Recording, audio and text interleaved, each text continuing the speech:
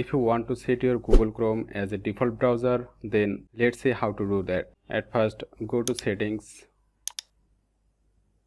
Here in the settings, you will see apps option.